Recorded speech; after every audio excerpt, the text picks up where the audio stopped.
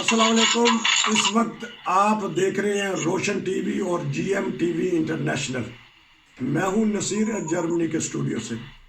नाजरीन, दुनिया में पाकिस्तान एक ऐसा मुल्क है जहां अकीदे की वजह से एक दूसरे से इख्तलाफात करते हैं। जब से पाकिस्तान बड़ा है हमने देखा है कि मुखालिफ जो अकीदा रखते हैं उनके ऊपर तशद्दुद भी किया जाता है, शहीद भी कर दिया जाता है, कत्ल भी कर दिया जाता है। बहुत सारे लोग यहाँ इस वजह से वहाँ से हिजरत कर गए। हमारे साथ एक ऐसे दोस्त हैं जो आजकल मलेशिया में हैं। हम उनके पास चलेंगे और उनसे कुछ बातें करेंगे, कुछ ईमान फरोज वाक़यात का पता करेंगे। जी अस्सलाम वालेकुम। वालेकुम अस्सलाम वरहमतुल्लाहि वबरकातुहू। आप ठीक ठाक हैं? जी अल्हम्दुलिल्लाह जी, मैं ठीक हूँ जी, खैरियत है। अपना थोड़ा सा तारफ़ करवा दें, फिर मैं प्रोग्राम का आगाज़ करते हैं। जी बताइएगा नाम वगैरह। जी मेरा नाम शाहिद अहमद भट्टी है जी। मैं पाकिस्तान जिला गुजरांवाला और मेरा शहर है सादुकी, वहाँ से तल्लुक़ है मेरा। जी तो वहाँ से मैं मलेशिया में 2020 में मलेशिया में आ गया था। अच्छा, ये बताइएगा, मलेशिया का इस्लामी मुल्क है तो रोज़ों का क्या क्या महसूस करते हैं? पाकिस्तान के रोज़े भी देखे हैं आपने, यहाँ भी देखे हैं, तो क्या फ़र्क महसूस करते हैं? जी पाकिस्तान में जो रोजे हैं वो रोजेदार के लिए तो जो है वो एक अल्लाह ताला की ऐसी इबादत है जो गर्मी में आए या सर्दी में आए वो तो उस हुक्म को मान के करता है। लेकिन उस पाकिस्तान में गर्मी के रोजे बहुत मुश्किल होते हैं, यकीनन सख्त गर्मी होती है, तो सर्दियों के रोजे भी आते हैं। लेकिन मलेशिया में क्योंकि मौसम 12 महीने एक जैसा रहता है, यहाँ के रोजे उस गर्मी की निस्बत रोजेदार के लिए आसान है। क्योंकि यूरोप में गर्मियों में दिन लंबे लंबे हो जाते हैं, लंबा रोज़ा होता है, सुबह 4 बजे से लेके रात के 9:30 पौने 10 बजे तक। मलेशिया में क्योंकि आप 2-3 साल से हैं, गर्मियों में यकीनन रोज़े आए हैं, तो कब रोज़ा शुरू होता है, कब इफ्तार होता है, ताकि नाजरीन को पता चले कि मलेशिया के वे रोज़े किस तरह होते हैं। जी ये मेरा इधर चौथा रमज़ान है जी। तो मलेशिया में क्योंकि 12 घंटे का ही दिन है, 12 महीने। अच्छा, तो जी इधर समझ लें कि 13 घंटे का बन जाता है। सहरी सुबह 6 बजे सहरी होती है और 7:30 बजे अफ्तारी है इधर। तो ये 13 घंटे का 13.5 घंटे का इधर रोज़ा है। लेकिन यहाँ का मौसम क्योंकि नॉर्मल है इस 12 महीने ही, तो इस हवाले से यहाँ का रमज़ान जो है वो बहुत अच्छा गुजरता है जी। क्योंकि ये भी बताइएगा कि पाकिस्तान में तो हर मस्जिद में हर अजान होती है वक्फे के साथ, तो बाज़ दफ़ा अजानें एक दूसरे से टकरा रही होती हैं। यहाँ मलेशिया में कोई पॉलिसी है कि एक ही वक्त में अजान हो, या यहाँ भी पाकिस्तान जैसा हाल है कि हर मस्जिद ने अपना वो कानून जारी करना है? नहीं जी, इनके टाइम फिक्स है और एक टाइम में ही अजान होती है तमाम शहरों में। अच्छा जी, क्योंकि यूरोप में तो मना है कि लाउड स्पीकर की आवाज़ बाहर नहीं जाती, लेकिन बहुत सारा, जब मैं तुर्की गया था तो वहाँ भी मज़ा आता है अजान का, लेकिन पाकिस्तान में लाउड स्पीकर पे इतनी ज़ोर से अजान देते हैं या टाइमी बेटाइमी हो जाती है, तो जिसकी वजह से डिस्टर्बिंग होती है। चलें जी, अब आपका माशाल्लाह तीसरा चौथा रमज़ान है, पाकिस्तान में भी गुजारे हैं। तो मैंने जिस तरह शुरू में कहा कि पाकिस्तान एक ऐसा मुल्क है जहाँ अकीदे की बिना पे मुकदमे दर्ज कर दिए जाते हैं, तशद्दुद किया जाता है। अभी मैं चंद दिन पहले जो हमारे एक शामी साहब मशहूर सहाफ़ी हैं, उनका प्रोग्राम सुन रहा था। गो कि वो भी जमात अहमदिया के मुखालिफ रहे हैं किसी ज़माना में, अब भी हैं, लेकिन उन्होंने, उनके मुंह से एक सच्ची बात ये निकल आई कि पाकिस्तान में अदम बर्दाश्त बढ़ता जा रहा है, इंतहा पसंदी बढ़ती जा रही है। वो कह रहे थे कि किसी ज़माने में अहमदियों के साथ भी बहस व मुबाहिसा होता था बड़े प्यार मोहब्बत से, और एक जगह रहते थे और नमाज़ें पढ़ना और एक दूसरे से मुनाजरे वगैरह करना अमन व अमान से होता था। उनका मकसद कहने का ये था कि अब बर्दाश्त नहीं है वहाँ के लोगों में। तो क्या देखते हैं कि पाकिस्तान में बर्दाश्त का जो मादा है वो क्यों कम होता जा रहा है? जी पाकिस्तान में जो ख़ास तौर पर अहमदी मुसलमानों کے خلاف نفرت کا جو ایک پیغام ان لوگوں نے دیا ہے مذہبی انتہا پسندوں نے، تو اس حوالے سے وہ جو شامی صاحب کی بات ہے وہ بالکل ٹھیک ہے کہ اس حد تک انتہا پسندی ہے کہ وہاں کے جو بچے ہیں ان کے اندر بھی انہوں نے نفرت بھر دی ہے، اور ایک انتہا پسندی کا جو ماحول ہے وہ اس کا تو ہم نے ادھر سامنا کیا ہے، بہت زیادہ ہے جی، چھوٹوں میں، بڑوں میں، بوڑھوں میں، وہ خاص طور پر جماعت احمدیہ کے لوگوں کے خلاف انتہا پسندوں نے اس حد تک نفرت بھر دی ہے کہ ہمیں پتہ ہی نہیں چلتا کہ ایک بچے کو بھی اگر ہم پیار سے بلاتے ہیں تو وہ بھی آگے سے اس کا جواب جو ہے وہ اس کا بہت سخت رویہ ہوتا ہے۔ اگر کوئی احمدی کسی بچے سے بھی پیار سے اگر محبت سے بولتا ہے اس کے اندر بھی انہوں نے وہ نفرت بھر دی ہوئی ہے، تو ادھر تو انتہا پسندی اس حد تک ہے جی، ادھر کا ماحول احمدیوں کے لیے بہت سخت کر دیا گیا ہے۔ نہ صرف احمدیوں کے لیے بلکہ ہماری عدالتیں بھی اب کہہ اٹھی ہیں کہ سیاسی معاملات میں بھی ہم اکٹھے سر جوڑ کے نہیں بیٹھتے۔ آج ہی چیف جسٹس نے کہا ہے تحریک انصاف کو اور ان کو حکومت کو کہ آپ سر جوڑ کے بیٹھیں، فیصلے کریں، لیکن ملک ایسا ایسا جو بجائے آگے جانے کے پیچھے جا رہا ہے۔ تو آپ کے ساتھ کیسا معاملہ ہو گیا تھا کہ آپ کو مجبوراً ہجرت کرنی پڑی؟ بتائیے گا، پوری دنیا اس وقت آپ کو سن رہی ہے۔ جی، پاکستان میں میرا الحمدللہ ایک اچھا کاروبار تھا، میں موٹر سائیکل کا شو روم تھا میرا، اور میرا ایک الحمدللہ اچھا چلتا کاروبار تھا، اور اچھا میں سیٹل تھا پاکستان میں، کام کر رہا تھا، لیکن ہمارے ادھر جو ہمارا شہر ہے، ایک قصبہ ہے جی ٹی روڈ پہ سادوں کی، تو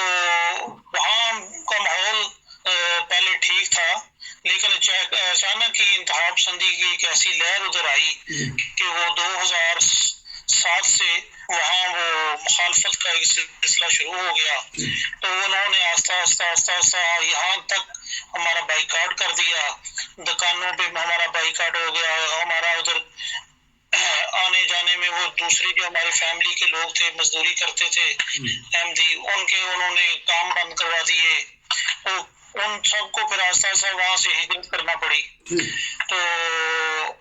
یہ یہاں تک ماحول بن گیا کہ انہوں نے رہنا وہاں بہت مشکل کر دیا۔ تو 2018 کی بات ہے کہ 2018 میں پہلے ہم قربانی کرتے تھے عید الاضحیٰ کے موقع پر، پھر وہ انتہا پسند آئے اور کہنے لگے کہ آپ یہ قربانی نہیں کر سکتے، تو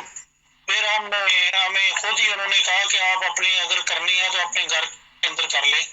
تو پھر ہم نے تقریباً 2-3 سال سے یہی سلسلہ شروع کیا، تو یہ 2018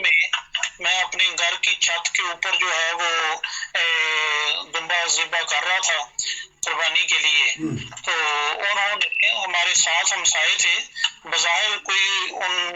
ہمارے خلاف اس طرح کا حصہ نہیں لیتے تھے، ہمیں نہیں ایسا تھا کہ وہ ان انتہا پسندوں کے ساتھ شامل ہو جائیں گے، تو لیکن وہ ان کے ساتھ شامل ہوئے اور ان کو انہوں نے اپنے چھت کے اوپر جگہ دی ہماری نگرانی کرنے کے لیے، تو جب ہم قربانی کر رہے تھے تو انہوں نے اوپر سے ویڈیو بنا لی، اور ویڈیو بنا کے تصویریں بنا کے پھر وہ تھانے چلے گئے، اور تھانے جا کے انہوں نے درخواست دی اور ایس ایچ او کو پریشرائز کیا کہ اس کے خلاف پرچہ کاٹیں، یہ اسلامی جو کام ہے یہ کیونکہ احمدی جو ہیں یہ نہیں کر سکتے، تو ان کے خلاف پرچہ درج کیا جائے، تو پھر اس سارے علاقے کے تقریباً 200-250 لوگ اکٹھے ہو کے تھانے گئے، اور وہاں جا کے انہوں نے میرے خلاف ایف آئی آر درج کروائی، تو میں بعد میں جب ایف آئی آر تو میں نے عبوری ضمانت کروا لی، پھر بعد میں وہ سیشن کورٹ سے میری اچھا یہ بتائیے گا کہ نارمل جو قانون ہے پاکستان کا یا بین الاقوامی قانون ہے چادر اور چار دیواری کا تحفظ، یہ تو حق ہی نہیں بنتا کسی کو کہ کسی کے گھر میں جھانک کے جایا جائے، پکڑا جائے یا ویڈیو بنائی جائے، تو کیا دیکھتے ہیں ایسے قانون کو؟ حالانکہ وہ قانون ہے وہاں پاکستان میں، تو یہ ان کے اوپر مقدمہ بنتا ہے، تو آپ کہتے ہیں کہ آپ کے اوپر مقدمہ کر دیا۔ انہوں نے ہمارے اوپر مقدمہ بھی کر دیا، اور جب عدالت میں یہی چیز جو ہے ہمارے وکیل نے پیش کی تو کیونکہ ادھر یہ انتہا پسندوں کا یہ پریشر اتنا ہے کہ عدالتیں بھی فیصلہ کرنے میں مجبور ہو جاتی ہیں ان کے حق میں، تو کیونکہ عدالت میں بھی اسی طرح ہی ہوا کہ انہوں نے پریشرائز کیا، ایک تقریباً 200-250 کے قریب لوگ وہ عدالت کے باہر بیٹھے رہے، تو وہ جج کو مجبوراً جو ہے بجائے کہ وہ انہوں نے خلاف ورزی کی تھی اس قانون کی 4 دیواری کی، لیکن اس کو مجبوراً جو ہے وہ میری ضمانت کینسل کرنی پڑی۔ اچھا یہ بتائیے گا، کیونکہ میں پروگرام آپ سے ہو سکتا ہے 2-3 کریں گے، تو یہ بتائیے گا کہ جو یہ پہلا مقدمہ ہے پاکستان کی ہسٹری میں کہ جو کسی کو قربانی کی وجہ سے جس کے اوپر مقدمہ کیا جائے، یا اس سے پہلے بھی مقدمے ہو چکے تھے؟ نہیں جی، پاکستان میں تقریباً جو ہے پہلے تو یہ قربانی کے حوالے سے نہیں تھا، وہ دوسرا پاکستان میں جو انہوں نے قانون بنائے ہوئے ہیں کلمہ اذان احمدیوں کے جو بند کرواتے تھے، لیکن یہ قربانی کا ایشو نہیں تھا، لیکن یہ تقریباً 2018 میں مجھ پر FIR ہوئی ہے، لیکن اس سے پہلے انہوں نے یہ شروع کر دیا ہوا تھا جگہ جگہ پہ، لیکن پاکستان میں جو پہلی FIR ہوئی ہے وہ مجھ پر ہوئی ہے جی، 2018 میں جو FIR ہوئی ہے مجھ پر ہوئی ہے پہلی۔ سب سے پہلی جو FIR ہے وہ آپ کو سمجھے آزاد ہی ہے کہ اس زمانے میں بھی ترقی یافتہ ملک میں بھی ایک اسلامی ملک، تو اس میں ایک تو انہوں نے غیر قانونی کام کیے، پھر اس کے بعد آپ کے اوپر مقدمہ کر دیا، اس پہ بھی میں بات کروں گا۔ یہ بتائیے گا کہ جب کوئی نیوزی لینڈ کے وزیر اعظم یا کینیڈا کے وزیر اعظم یا انڈیا کے وزیر اعظم خیر سگالی کا پیغام دیتے ہیں تو یہ خوش ہوتے ہیں، تو یہ ہماری حکومت یا ہمارے حکمران یا ہماری عوام واہ واہ تو کرتے ہیں، تو لیکن اپنے اوپر وہ قانون کیوں نہیں لاگو کرتے کہ اسلام پیار و محبت اور امن کا مذہب ہے، تو وہ رہنے کے حقوق بھی دیتا ہے، اقلیتوں کے رہنے کے بھی حقوق بھی دیتا ہے؟ کیا وجہ ہے کہ ہمارے ان باتوں پہ عمل نہیں کرتے، لیکن جب کوئی دوسرا وزیر اعظم کہتا ہے مسلمانوں کے متعلق تو بڑا خوش ہوتے ہیں؟ اصل میں نا جی ہمارے پاکستان میں وہ شعور اور وہ تعلیم نہیں ہے، جاہلیت زیادہ ہے، اور جو پڑھا لکھا طبقہ ہے وہ لوگوں کو گمراہ کرتا ہے، اور خاص طور پر جماعت احمدیہ کے بارے میں جو غلط پراپوگنڈا کر کے، غلط جماعت احمدیہ کے قائد بیان کر کے سادہ لوگوں کو جو ہے نا وہ گمراہ کرتا ہے اور انتہا پسندی بڑھاتا ہے، تو یہی وجہ ہے، یہ ایک کم علمی بھی ہے، لیکن جو انتہا پسند ہیں وہ ان سادہ لوگوں کو گمراہ کر دیتے ہیں اور پھر وہ انتہا پسندی پہ اتر رہتے ہیں۔ اچھا، یہ پاکستان میں کوئی علمی ہے جی۔ اچھا، یہ بھی میں اب اگلے پروگرام میں اس پہ بھی بات کریں گے۔ اب تھوڑا سا اب یہ پتہ کر لیتے ہیں کہ ایک مہاجر ہوتا ہے، اس کو بہت ساری مشکلات ہوتی ہیں راستے کی، بعض دفعہ پہنچ بھی نہیں سکتا منزل پہ، اور جب پہنچ بھی جاتا ہے وہاں بھی مشکلات ہوتی ہیں۔ ملیشیا میں آپ ماشاءاللہ 3-4 سال سے ہیں، تو کیا محسوس کرتے ہیں، کیا کیا مشکلات ہیں؟ کیونکہ آپ ایک ہنستا بستا اور چلتا ہوا کاروبار چھوڑ کے آئے تھے، موٹر سائیکلوں کا شو روم تو بڑی بات ہے، لوگوں کے پاس سائیکل ہو جانا بڑی خوشی کی بات ہوتی ہے۔ آپ بتائیں کہ ملیشیا میں کیا کن کن مسائل کا سامنا کرنا پڑا ہے آپ کو اور کرنا پڑ رہا ہے، اور کیا کیا لوگوں کو مسائل کرنا پڑتے ہیں سامنا ان کا؟ جی، ملیشیا میں سب سے بڑا جو مہاجر کے لیے پرابلم ہے وہ یہی ہے کہ یہاں آگے جو ہم سالم تو کرتے ہیں، لیکن ہمارے سالم کی کوئی حقیقت نہیں ہے۔ یہاں کسی بھی جگہ پہ کوئی اگر پولیس ہمیں روکتی ہے تو اس میں ہماری وہ جو ہمارے پاس سالم کے ڈاکومنٹس ہوتے ہیں اس کو وہ تسلیم نہیں کرتی، مختلف طریقوں سے تنگ کر کے پھر وہ کچھ پیسے لے کے پھر وہ چھوڑتے ہیں، تو یہ ایک ہر ادھر سالم سیکر کے لیے پریشانی ہے۔ تو دوسرے نمبر پہ یہ ہے کہ یہاں پہ ایک سالم سیکر کو کام کرنے کی اجازت نہیں ہے، اگر کوئی اپنا پیٹ پالنے کے لیے محنت مزدوری کرتا ہے تو اسے وہ معاوضہ بھی نہیں ملتا جو ایک ورکر کو ادھر فیکٹری میں ملتا ہے۔ یہ سب سے بڑی تو یہ پرابلم ہے۔ تو خاص طور پر ان لوگوں کے لیے جس طرح کہ میرا پاکستان میں الحمدللہ ایک اپنا کاروبار تھا، میرے ملازم تھے، تو اب اس طرح کا ایک میں نے اب زندگی کا ایک حصہ گزارا ہے، اپنا ایک کاروبار سیٹل کیا تھا ادھر، اور اب میری ایج تقریباً 47 ہے، تو اب ادھر آ کے میں ادھر جس طرح کی لائف گزار رہا تھا، اب ادھر آ کے اب تو مجھے ادھر کام کرنے کی اجازت نہیں، اگر میں جو کوئی کام کرنا پڑے گا تو وہ کہیں مزدوری ملے گی، مزدوری میں وہ کر نہیں سکتا، تو یقیناً یہاں پہ ایک سفید پوش آدمی کے لیے تو بہت مشکل ہے، لیکن پاکستان میں ہم رہ نہیں سکتے، تو یہاں رہ کے بس ہم تو اسی طرح ہی، ہمارے کوئی بھائی جو دوسرے جگہ پہ ہیں وہ مجھے کچھ سپورٹ کرتے ہیں، میں تو اس طرح ہی ان کی مدد سے ابھی ادھر ٹائم پاس کر رہا ہوں جی۔ ٹھیک، اچھا بچے میرے چھوٹے ہیں وہ ٹھیک، یہ بتائیے گا کہ آپ نے کام کا کہا ہے اور آپ کیس بھی جو ہے وہ بعض دفعہ پولیس ایکسیپٹ بھی نہیں کرتی، اور زبان اور میڈیکل کا کہتے ہیں کہ وہاں یہ بھی مسئلہ ہے، اور بعض دفعہ بچے کی پیدائش پہ تو انتہائی زیادہ خرچہ آتا ہے، تو اس بارے میں کوئی معلومات ہو تو؟ جی بالکل ایسے ہی ہے جی، خاص طور پر زبان تو جی ادھر کی، کیونکہ یہاں پہ دوسری انڈیا اور بنگلہ دیش کے لوگ ہیں زیادہ، تو یہاں میں زبان کا جو ہے نا جی وہ سیکھنے کا موقع نہیں ملتا، زبان تو اس طرح سیکھے نا کہ اگر ہم ان کے انڈر جا کے کہیں کام کریں، تو اس لیے زبان کا ایشو ابھی تک اسی طرح ہی ہے۔ تو دوسرا میڈیکل کا بھی یہاں پہ بہت ہی ٹف ہے، یہاں کے جو پرائیویٹ ہاسپٹل ہیں یا گورنمنٹ ہاسپٹل ہیں ان کی جو فیسیں ہیں وہ ہم افورڈ نہیں کر سکتے، بہت مشکل ہے۔ دوسرا یہ ہے کہ UNCR نے کچھ میں بنایا ہوا ہے ادھر جی زوچی کلینک کے نام سے، لیکن وہاں کوئی چند ایک جو ہے علاج میسر ہوتے ہیں عام، جیسے کوئی ایک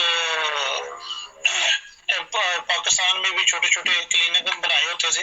اس طرح کی وہ پوزیشن ہے، یہی سمجھ لیں کہ سر درد کی گولی دے دیتے ہیں، اگر کوئی بڑا مسئلہ آ جائے کسی کو تو وہ اس کا ریفر کر دیتے ہیں کہ آپ گورنمنٹ ہاسپٹل چلے جائیں یا پرائیویٹ ہسپتال سے کروا لیں۔